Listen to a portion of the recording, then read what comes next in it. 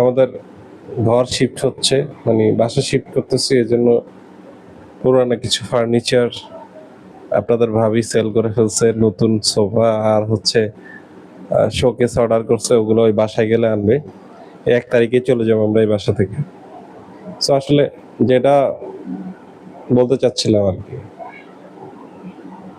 লোকজন মানে বিভিন্ন লোকজন বলে যে বিয়ে শাদী করলে এই সেই হাবি জাবি সুখ নাই। আসলে সুখ তো নিজের মাঝে। এই যে আমার দুপুরে লাঞ্চের করার পর থেকেই এমন মাথা ব্যথায় আমি পাগল প্রায়।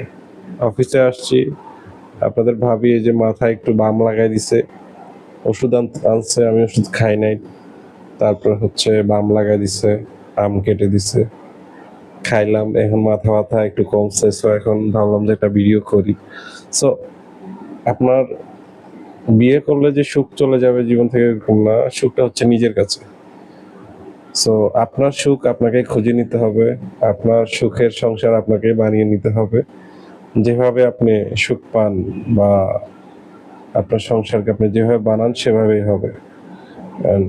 আর একটা কথা বলবো, আপনার যে পার্টনার আছে বা হবে, তাকে আগে বুঝতে শিখেন, সে কেমন, সে কি চায়।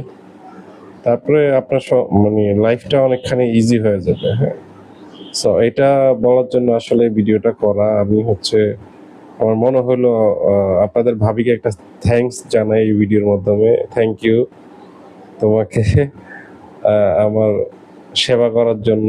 সেবা করে যাচ্ছে অলরেডি, সে 10 বছর ধরে আমার সেবা করতেছে, দাড়ি পেকে গেছে। এই কাঁচা দাড়িতে বিয়ে করছিলাম তাকে।